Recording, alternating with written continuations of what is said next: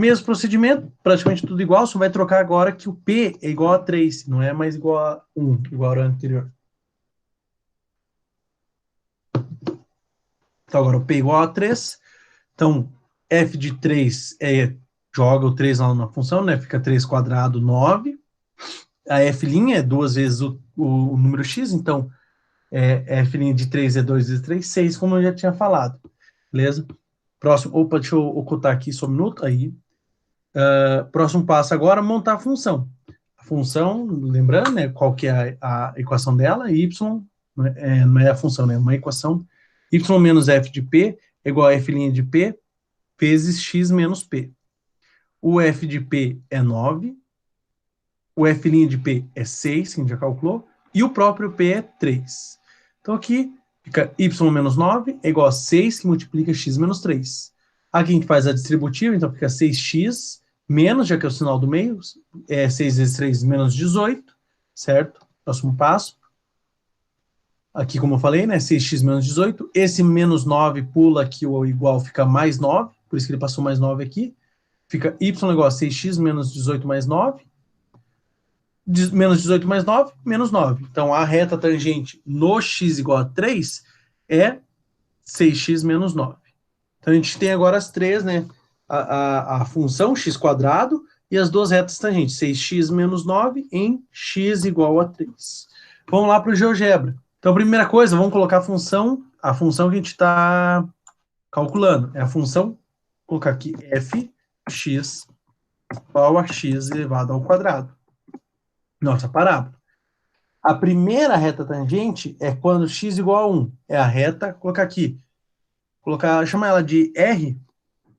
A reta R é igual a 2x menos 1. Ó, tem um pontinho de tangência ali, certo? Então, bem aqui, se a gente aproximar, lógico que parece que ela vem tangenciando tudo aqui, é porque ó, é a resolução do gráfico mesmo. Mas se a gente for aproximando, veja que ó, tem uma distânciazinha. Onde que elas vão ser iguais mesmo? É só exatamente aqui, ó, nesse único ponto. A gente pode destacar aqui, ó, que é o ponto de tangência.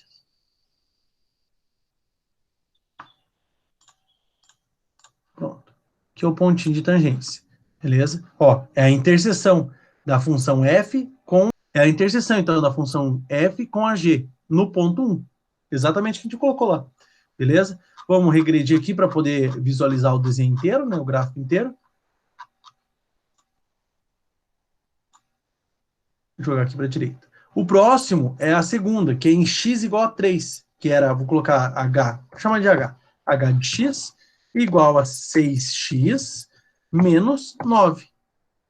Opa, cadê o ponto de tangência? Tem que lembrar, né? Ó, a gente está aqui em x igual a 2 ainda. É lá em cima, lá no x igual a 3, lá em cima. Então a gente tem que afastar, porque está muito lá para cima. Novamente, será que é ponto de tangência? Vamos pegar aqui e colocar exatamente aqui, ó. Tem que aparecer, ó, interseção entre a F e a H, certo? O porquê ele colocou esse 1, eu não faço ideia. Não sei por que colocou esse 1 de novo. Mas, realmente, eu não sei por que ele colocou 1. Aqui ele colocou 1 porque é no x igual a 1. Eu não sei por que ele colocou 1 agora. Tudo bem, não entendi agora. Mas é o ponto de interseção, 3, 9. É um ponto de tangência, melhor dizendo, nesse caso. A gente tirar aqui e aproximar, né? Ir aproximando para ver, ó. Pode ver que a abertura vai aumentando, vai aparecendo que tem uma abertura. Conforme a gente vai aproximando. Lógico que a gente teria que pegar uma escala micrométrica para ver realmente lá só vai ter aquele pontinho único de interseção lá, de tangência em si, que é impossível de visualizar, beleza? Mas tá aí. Ah, e se a gente colocasse lá uma vantagem aqui do GeoGebra, ele sabe calcular a derivada. Agora deixa eu lembrar se é diff... Não, derivada. Ó, derivada da função. Deixa eu só... A da função. Aí você coloca aqui a função x elevado ao quadrado. Ele dá já o resultado lá, derivada da função x elevado ao quadrado 2x, que é o que a gente acabou de calcular. Então, uma vantagem de usar o GeoGebra é para vocês poderem calcular e verificarem a solução, se o que vocês fizeram está certo. Até aqui a gente só viu como calcular algumas derivadas. Mas derivadas mais... Tem a fórmula geral da derivada, né? Mas a gente calculou duas derivadas elementares. Derivada de x quadrado e derivada de um número. A gente chegou, ó, a derivada de x quadrado deu 2x e a derivada do número deu 0. Beleza? Então aqui eu coloquei algumas propriedades. Então, dadas as funções f e g, esse k pertence aos reais, quer dizer que o k é um número real qualquer, um número qualquer. Beleza? Então, o que é a primeira propriedade? A derivada de qualquer número sempre é igual a zero. Se for só o número. Derivada de 7 é zero. Derivada de 9 é zero. Derivada de π, que é número, zero. Derivada de menos 5, zero. Derivada de qualquer número sempre igual a zero. Aí vem, a derivada da soma de funções é igual à soma das derivadas das funções. Então, primeiro, eu vou ter que somar primeiro as funções para depois derivar. Não, você pode derivar a primeira, derivar a segunda e somar as derivadas. Vai dar na mesma. Lembrando que propriedades, pessoal, é válido se é de igualdade a propriedade, vale sair da esquerda e chegar na direita, e o contrário também, sair da direita e voltar para a esquerda. Não tem problema nenhum. Beleza? Quando é de igualdade, pode fazer o caminho inverso. Quando é de setinha, então, a seta só aponta para um lado, aí sim, é do lado que ela sai para o lado que ela está apontando. A volta, se não tem uma seta de volta, não é válida. Só válida no sentido da seta. Terceira propriedade, a derivada de um número, vejam a diferença da primeira para a terceira. A primeira é só a derivada do número. Aqui é a derivada do número vezes uma função. O que acontece? É igual lá no limite. O número sai para fora da derivada. Lá no limite, a constante saía para fora do limite. Beleza? Na derivada a mesma coisa. Depois a gente vai ver que na integral a mesma coisa. Se eu tenho 5 vezes a função, o 5 sai para fora da derivada. Eu derivo só a função. Ok? A quarta. Aqui começa uma diferença. A quarta e a quinta são bem diferentes, contraintuitivas. Porque aqui faltou só uma linha, tá? Aqui tá faltando uma linha, eu vou colocar nos slides. A derivada de f vezes g não é a produto das derivadas, é bem diferente. Tem termos a mais. Então, derivada de f vezes g é a derivada da primeira vezes a segunda sem derivar, mais a primeira sem derivar vezes a derivada da segunda. Então, não é direto o produto das derivadas. Derivado do produto não é o produto das derivadas. É diferente. É a derivada da primeira vezes a segunda sem derivar, mais a primeira sem derivar vezes a derivada da segunda. Um pouquinho diferente. Beleza? E também muda a derivada da divisão. Se a de baixo for diferente de zero, óbvio, né? Senão não tem como fazer divisão. Então, a derivada do quociente, derivada de f dividido por g, é a derivada da primeira, ou melhor, desculpa, a derivada de cima, vezes a de baixo sem derivar, menos a de cima sem derivar, vezes a derivada de baixo, dividido pela de baixo elevado ao quadrado, sem derivar, só de baixo elevado ao quadrado. Veja que o numerador é um pouquinho parecido com a derivada do produto, só troca para menos aqui, né? De mais para menos, certo? E dividido pela de baixo elevado ao quadrado. Por que disso? Isso aqui é mais a questão da regra da cadeia que a gente não vai ver hoje, provavelmente, a regra da cadeia. A gente vai ver só semana que vem. Por isso que sai essa fórmula padrão. Aqui também a mesma coisa, a regra da cadeia. Beleza? Então, as três primeiras são até intuitivas, as duas últimas, a 4 e a 5, são bem diferentes. Não é contraintuitivo. Okay? Essas propriedades. E, a princípio, elas vão nos auxiliar bastante. Porque, primeiro, lógico, por enquanto a gente não sabe a maioria das derivadas a gente não sabe calcular, a gente vai calcular a partir de agora. Mas depois, quando a gente for fazer conta, derive a função 7x mais 42x quadrado. A gente usa as propriedades para calcular as derivadas. A primeira elementar, derivada do x, só o x. Só f de x, certo? Quanto que vai dar? Vamos calcular. Então, a nossa função aqui, primeiro começa a potência de x, a gente vai fazer f de x igual a x. Depois igual a x quadrado, depois igual a x cubo. A do x quadrado a gente calculou, vou calcular de novo, só para ter mais uma vez. Aí a gente vai generalizar para x elevado a n. Não vamos fazer x quarto, x quinto, não precisa, a gente já pode generalizar. Então, quando a função é só o x, como a gente calcula a função derivada, mesma fórmula de sempre. Limite de h indo para zero, na função derivada, h indo para zero, de f de x mais h menos f de x sobre h. Certo? O que acontece? Como a função é só x, a gente pega tudo que está dentro do parênteses e substitui no lugar do x. Por isso que ficou esse x mais h.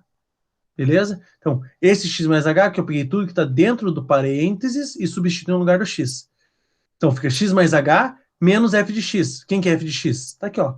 Quem que é f de x? É o próprio x. Por isso que eu só repeti o x aqui, ó. Beleza? Próximo passo, eu vou tirar dos parênteses. Tem um mais escondido aqui na frente, certo? Para gente fazer jogo de sinal, tem um mais. Quando a gente não coloca nada, é mais. Mais com mais vai dar mais, e mais com mais vai dar mais. Então, tirando do parênteses, vai ficar assim. X mais H menos X, menos X. Tudo isso dividido por H. Não posso substituir o limite ainda, porque vai dar 0 sobre 0, né? Então, o próximo passo. X, com esse menos X, corta, fica só H sobre H. Ainda não posso substituir porque vai dar 0 sobre 0. Não quero esse tipo de indeterminação, quero só o valor direto. Mas antes, então, eu posso fazer o quê? Cortar o H com H. Corta o H com H, dá 1. H dividido por H, 1. E o limite de uma constante é a própria constante. Então, já temos a primeira derivada das funções elementares. Se a derivada de x, se a função é x, a derivada é 1. O número 1, fixo. Se for x. Se for 2x, é outra história. 3x é outra história. Mas se a função for x, a derivada é 1. Beleza? Tudo bem? Próximo. X quadrado. A gente já fez. Vou só repassar de novo aqui, revisando. Então, se a função é x quadrado, vai ficar a mesma coisa. F de x mais h menos f de x sobre h. Vai ficar o quê? X, aqui lembrando tudo que está dentro do parênteses, a gente substitui no lugar do x. Ok? Aqui, como o x está sendo elevado ao quadrado, todo mundo tem que ser elevado ao quadrado. Então fica x mais h ao quadrado, menos x ao quadrado dividido por h. Aí o que acontece? Primeira coisa, desenvolve esse quadrado aqui, ó. Esse quadrado aqui desenvolve. Então vai ficar quadrado primeiro, mais, já que é o sinal do meio, mais 2 vezes o primeiro vezes o segundo, mais quadrado do segundo. Aí menos x quadrado. Como ficou então o termo numerador? Mesma coisa que a gente já tinha visto. Ó. Quadrado primeiro, mais 2 vezes o primeiro vezes o segundo, mais quadrado do segundo. Menos x quadrado. Esse x quadrado corta com esse x quadrado, beleza? Sobra só esse termo do meio aqui, ó, esses dois termos. 2xh mais h. Que próximo passo que a gente fez? Coloco, já que tem h aqui e h aqui, coloco o h em evidência. Está aqui embaixo. Então, h em evidência, 2x, 2x vezes h, melhor dizendo, dividido por h só, entra só 2x. H ao quadrado dividido por h, entra só 1h. Beleza? Aí a gente pode cortar esse h com esse h aqui de baixo. Que vai dar o quê? 2x mais h. Já cortou o denominador. Agora não tem mais divisão por zero. Posso substituir h igual a zero. Vai ficar 2x mais 0, 2x. Então, primeira derivada. Derivada de x, 1. Derivada de x quadrado, 2x. Beleza? Próxima derivada. A gente generaliza para x elevado a qualquer número. X cubo é a mesma coisa. Vai ficar o quê? F' de x igual a... Mesmo essa parte até aqui é tudo igual para todo mundo, tá, pessoal? Aí o que eu faço? Coloco x mais h no lugar do x. Então vai ficar x mais h ao cubo menos x cubo sobre h. O que a gente vai fazer aqui? Desenvolve esse binômio de Newton para a potência 3. Não vou fazer o passo a passo, mas vocês podem fazer x vezes x mais h vezes x menos h, desculpe, x mais h vezes x mais h vezes x mais h. Faz o passo a passo lá, vocês vão chegar no seguinte termo. Então, desenvolvendo esse binômio de Newton aqui, ele ficou grandão, porque ele já é cubo, certo? O quadrado é menor, então o cubo é maior, a quarta já é maior ainda. Então vai ficar cubo do primeiro, mais 3 vezes o quadrado do primeiro vezes o segundo, mais 3 vezes o primeiro vezes o quadrado do segundo, mais o cubo do segundo. Beleza? Isso aqui segue aquele triângulo de Pascal também. Começa 1, daí 1, 1, aí 1, 2, 1, 1, 3, 3, 1, aí depois vem 1, 4, 6, 4, 1, e assim vai sucessivamente. Vai criando o triângulo de Pascal lá. Então, o que acontece? Tem aqui, desenvolvi o binômio de Newton, certo? Vou ver o que dá para cancelar daqui para cá. O único que dá para cancelar é o que está negativo. O único negativo é x cubo. Então, dá para cortar esse menos x cubo com esse mais x cubo. Beleza? Sobra todo esse termo do meio aqui, ó. Esses 4 termos do meio. Então, fica, ó, 3x quadrado h mais 3x h quadrado mais h ao cubo. Aí a gente tem que analisar. Ainda está dividindo por zero. Não posso substituir o H igual a zero. Dá para olhar aqui em cima. Ó, tem H, tem H e tem H. Se tem H nos três, eu posso colocar H em evidência. Então é isso que a gente fez aqui. Coloquei o H em evidência. Então fica 3x² vezes H, dividido pelo H, corta o H, certo? Fica só 3x². Aí no segundo termo, 3x² dividido por H, corta o quadrado com H, fica só um único H aqui. E o terceiro aqui, H² dividido por H, corta, fica só H² e entra dentro do parênteses. Ainda não dá para substituir, porque tem essa divisão por H. Mas se eu cortar esse H com esse H, sumiu a divisão. Não tem mais divisão, fica dividido por 1. Dividido por 1 não dá zero. 1 é diferente de zero. Então só sobra essa parte que está dentro do parênteses do numerador. 3x² mais 3xh mais h². Beleza? Só sobra essa parte. Agora, se eu substituir h igual a zero, não vai dar divisão por zero. Porque não tem, o denominador é 1. Quando não tem nada embaixo, pessoal, o denominador é 1, tá? E que ele ficou oculto. Do mesmo jeito que aqui na frente não tem mais, a gente não coloca mais, porque não precisa, né? Seria excesso de preciosismo matemático. Quando a gente não tem denominador, é o número 1 que está embaixo dividindo. Então fica o quê? Joga direto agora o h igual a zero. 3x², esse primeiro não tinha h, então não vai colocar nada de h aqui, mais 3x vezes h. O h vale 0, vezes 0. Mais 0² zero. Então, sobra de resto 3x². Ou seja, a derivada de x² é 3x². Se a gente voltar, começo aqui. Derivada de x, 1. 1. Derivada de x², chegou em 2x. Certo? A da primeira para a segunda não tem muita relação.